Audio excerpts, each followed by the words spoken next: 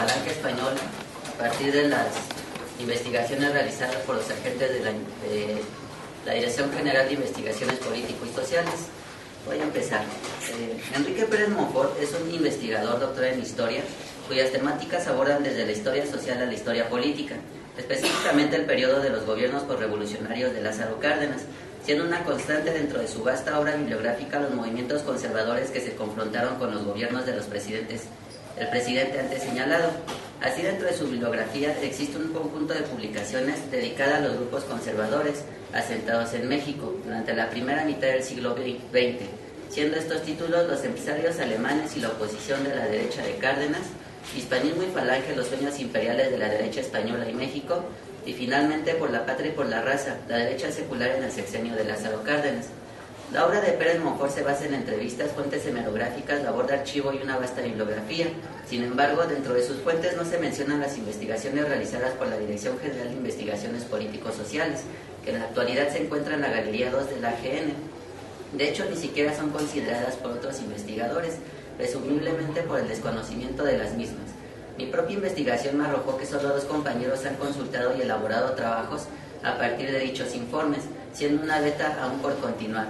Ciertamente no son miles y miles de fojas, pero sí muestran la actitud condescendiente en un primer momento del gobierno, también la organización de la Falange y las actividades que realizó a favor de su causa, asuntos que se presentarán en la presente ponencia. Origen y consolidación de la Falange Española tradicionalista y de las juntas de ofensiva nacional sindicalista.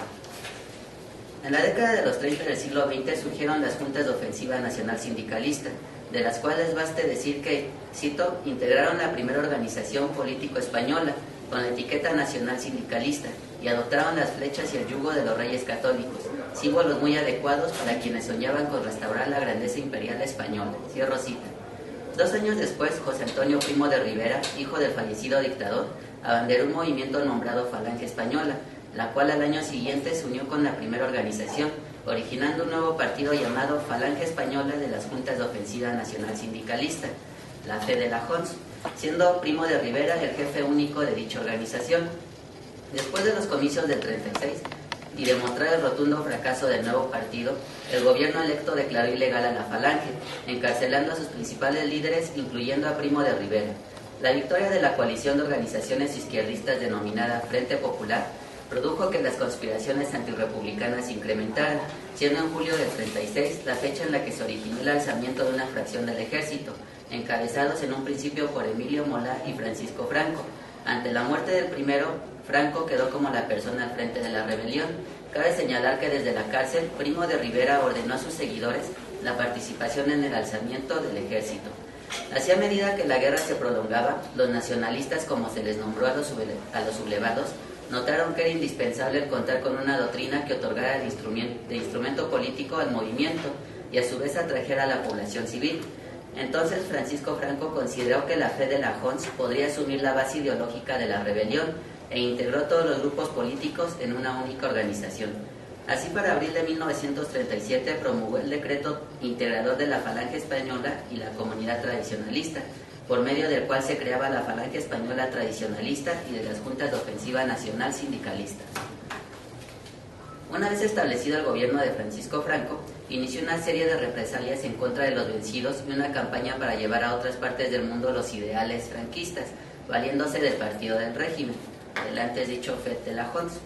Cabe mencionar que desde 1936 se había constituido una entidad llamada Falange Exterior, cuya función era la de coordinar los trabajos falangistas fuera de España, toda vez que cumplían con una ardua labor propagandística.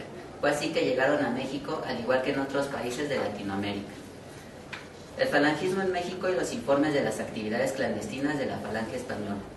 En la documentación contenida en los informes de IPS, Investigaciones Político-Sociales, no existe una fecha clara de la llegada de la Falange a México. Sin embargo, Pérez Monfort señala como el antecedente más temprano septiembre del 37, cuando incursionó en la sociedad mexicana mediante una circular de la Delegación Nacional del Servicio Exterior, en la que contiene los principales puntos del programa falangista y se invitaba a integrarse al movimiento a quienes simpatizaran con el nacional sindicalismo. Sin abundar en el tema, describirá las características del hispanismo entendido por los falangistas. Y son... ¿Sí? La otra, por favor. Y Esas son parte de las características. El primer punto es la conformación de una patria espiritual, entendida como el bagaje histórico-cultural heredado a lo que otrora fueron colonias españolas, trascendiendo a cuestiones de sangre. Lo que entendían por el bagaje histórico-cultural se remitía simplemente a unos principios que eran los siguientes: la religión católica, la sociedad jerarquizada y estática, el orgullo del estirpe y el lenguaje que habían heredado a las colonias. El segundo punto era el concepto de tutelaje de la madre patria, que era España, para con sus hijas, que eran las colonias o las excolonias. De tal forma que, según esto, España debía de dictar el curso a seguir de las colonias o las hoy en día países iberoamericanos, como les dicen, en cuestiones culturales, ¿no? El tercer punto, y que es consecuencia del segundo, es la negación de las aportaciones aborígenes. Y finalmente el cuarto punto, y el que importa para el contexto en el que llega a México, es la defensa de las tradiciones españolas frente a las tradiciones inglesas, francesas y en especial norteamericanas, que buscaban en los países que alguna vez fueron que buscaban influencia en los países que alguna vez fueron colonias hispanas. De acuerdo a los reportes contenidos en IPS, se sabe que para 1941, Eulogio Celorio Sordo, uno de los principales líderes de la Falange en la República, fue enviado de España porque hasta entonces se consideraba que la Falange mexicana, cito, no era lo suficientemente militante y a él se le confió la tarea de obtener mayores resultados. Los informes de los agentes muestran que un año después los resultados estaban a la vista, pues la representación del partido franquista contaba con muchos puntos de reunión tanto en México como en Guadalajara, Monterrey, Veracruz, Puebla y en prácticamente todos los estados. La que sigue, por favor. Espero puedan ver bien las letras, de todos modos se los voy a leer. Organización y operación de la Falange Española en México. En buena medida, la mayoría de los informes versaron sobre la estructura de la Falange Española y su operación. Respecto al primer punto, los informantes distinguieron entre la falange visible u oficial y la invisible o ilegal. La falange oficial fue representada por Augusto Ibáñez Serrano, quien, a pesar de la ruptura de las relaciones para con el gobierno franquista, fungía como una especie de representante de Franco en el país, pues todas las órdenes emanaban de él sin apelación alguna. Buena parte de la correspondencia confidencial que sostuvo con el gobierno franquista fue aportada, según los informes de los agentes, vía la Embajada de Portugal y de Guatemala. Si bien la legación de Portugal era la encargada de la realización de los trámites consulares, los informes señalan que ningún trámite procedía sin el visto bueno de Ibáñez Serrano. Inclusive, obligó a quienes requerían asistencia a afiliarse a la Falange, haciendo una profesión de fe falangista, dejando los retratos necesarios para la comprobación. ¿El que sigue, por favor? Aparentemente, tal era la importancia de Augusto Ibáñez, que en un reporte de abril del 42 se aseguró, cito, sobre él recae la jefatura de todas las centurias escuadras de falanges organizadas en México. Sin embargo, por un reporte fechado el mismo mes de abril, se identificó a Eulogio Celorio Sordo como líder de la Falange Invisible. Además se señalaba, cito, tiene tanta o más importancia que el propio Augusto Ibáñez Serrano, pues es quien dirige la verdadera labor de espionaje, de subversión social, así como los grupos armados y de choque de la Falange. Dicha información fue corroborada por la embajada estadounidense, quien a su vez informó su llegada al país en julio de 1941. Justamente la Falange Invisible fue a la que los informantes le dedicaron mayor investigación. Debido a ello lograron establecer la estructura de la misma, la cual obedecía a un orden jerárquico. Dichos grupos eran los siguientes, los que están representados en la gráfica. Era la escuadra, la cual era constituida por 10 falangistas al mando de un cabo o jefe de escuadra. La centuria, que era integrada por 10 escuadras y cuyo jefe, era integrado por 10 escuadras, y la milicia o falange, que era integrada por un número variable de centurias. Aunque por regla general debieran ser 10, los informes señalan que en México solo existieron o llegaron a existir 8 centurias, no 10. Una característica que se puede hallar tanto en la escuadra como en la centuria como en la milicia es que solo conocían a los miembros de su propia escuadra o centuria, sin conocer otras escuadras o centurias y otros jefes, de tal forma que era una formación muy cerrada. También hay que aclarar que en los informes también se refieren al término falange como la unidad paramilitar integrada por 30 hombres, los cuales se distinguían entre los de primera línea, segunda línea y tercera.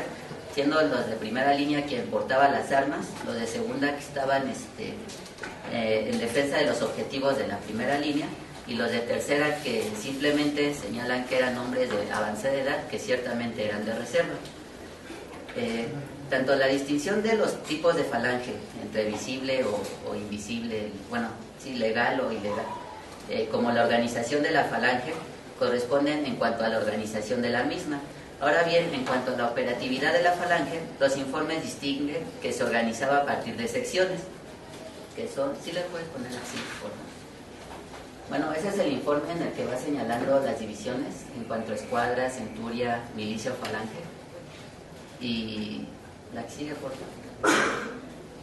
Y esa es en cuanto a las secciones se refiere. La primera sección que narran es lo que es la sección femenina, la cual se dedicaba, cito, especial interés en obtener la colaboración de la mujer en sus asuntos y particularmente en la tarea de catequizar individuos. De igual forma participaban en actividades de auxilio social, como ayuda a menesterosos, comedores gratuitos y vestidores de pobres. Cabe señalar que buena parte de las españolas residentes en México eran parte de la sección femenina. De lo contrario, se les amenazaba con tomar represalias en contra de algún familiar residente en España o negándole al joven en edad de realizar el servicio militar la instrucción en América, trasladándolo a la península. Es decir, sus hijos que estuvieran en edad de hacer el servicio militar, si no aceptaba la madre ingresar a la falange, pues el hijo se remitía a España y por lo regular ya no regresaba.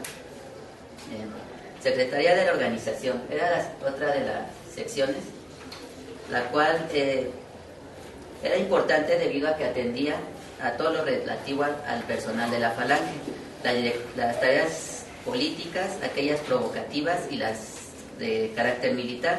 De igual manera transmitían órdenes de carácter confidencial o reservado que se recibían de la jefatura superior de la falange, en este caso la falange exterior.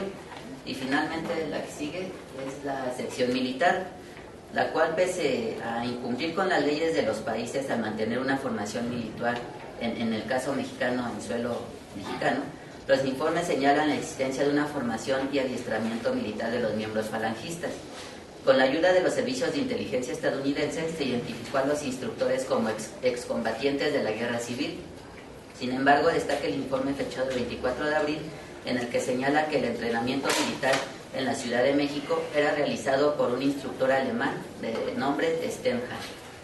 De acuerdo a las investigaciones, se alegaba la legalidad de dichas prácticas, puesto que la realización del servicio militar en América era contemplada por el gobierno franquista, siempre y cuando se diera el pago correspondiente, y como ninguna nación latinoamericana se había manifestado o se había puesto a ello, pues lo realizaban.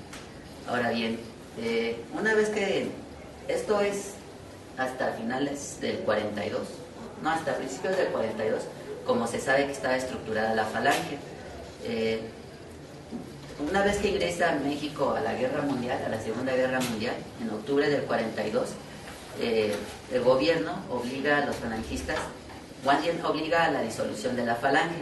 Al respecto dice Pérez Monfort, cito, el 20 de junio de 1942, Ibáñez fue llamado por el secretario de Gobernación, Miguel Alemán, quien por orden del presidente Ávila Camacho le solicitaba la disolución de la falange. Saliendo de su audiencia con el licenciado Alemán, Ibáñez se dirigió a las oficinas de la falange en donde se les comunicó a los delegados la disposición del gobierno mexicano, mismas que fueron acatadas en el acto. Una semana después, en un comunicado dirigido a la Secretaría de Gobernación, Eulogio Celorio y Felipe Yurritia informaban que a partir del 1 de julio la falange había quedado disuelta. La que sigue, por favor. Y señalaban las actividades que realizaron en sus años de vigencia y aclaraban que las actividades de la falange nunca estuvieron involucradas con partido nacional o extranjero que operara en el país. Ese es el circular o el comunicado que le envía la falange a la Secretaría de Gobernación. Sin embargo, el cese de la falange española legal no implicó el fin de actividades de la falange clandestina. Si bien conservó su estructura, cambió su modo de actuar. Así, en enero del 43 empieza a informarse la nueva forma de operar de la falange clandestina. Los informes señalan que tras el intento fallido de agrupar a todas las organizaciones falangistas y profranquistas en un proyecto de centro deportivo en torno a la Casa de España, han preferido diseminarse en dos especies de grupos o centros. cito, toda vez que han iniciado, cito, una campaña de acción social y aproximación hacia la misma masa mexicana, llevada por distintos centros sociales. Los agentes diferencian dichos centros sociales en dos grupos que cumplían con funciones distintas. Una es la alta política de la falange y el otro son los grupos de la falange activa. El grupo de la alta política de la falange se caracterizaba por recibir órdenes directas de la falange exterior y sus centros cumplían con la función de captar a la causa falangista, de captar simpatizantes a la causa falangista y aquellos del eje, del grupo del eje dentro de la Segunda Guerra Mundial.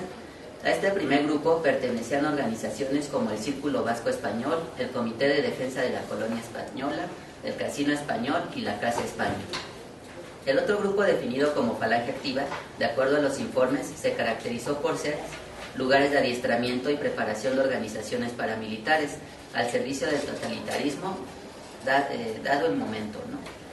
A estos grupos de adiestramiento, con apariencia de sociedades deportivas, pertenecieron, cito, el Club España, la Asociación de la Virgen del Pilar, el Club de Remo de Xochimilco, la sección de montañismo del Club España y el Club Diana. Para los agentes, la nueva forma de actuar de ambos grupos conllevaban a una campaña de hispanidad, tendiente a ganar voluntades en el pueblo mexicano, y consecuentemente se intentaba sembrar antagonismos y rencillas nacionalistas contra los Estados Unidos, teniendo por finalidad última el debilitar la causa aliada, la formación de los aliados ya en la Segunda Guerra Mundial. De acuerdo a las investigaciones, estas actividades habían sido planeadas desde 1940 con la creación del Consejo de Hispanidad, obedeciendo las órdenes del Instituto Iberoamericano Berlinés o Sociedad Iberoamericana como una clara táctica de sabotaje.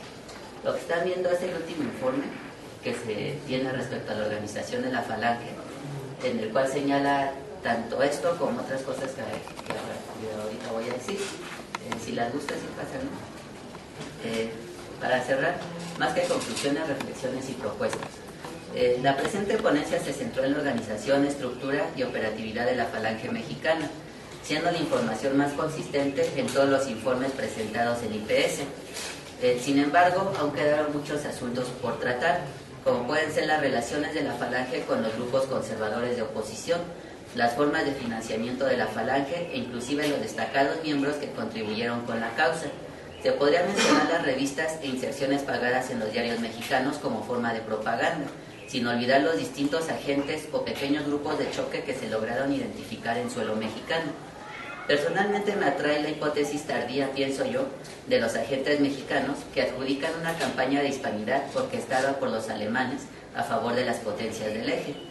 Todas esas temáticas son abordadas en un expediente de escasas 129 hojas. Quizás en conjunto con otras fuentes pudiera construirse una historia más completa de este periodo, sus actores sociales, su ideología y en general la respuesta de la sociedad para con ellos mismos.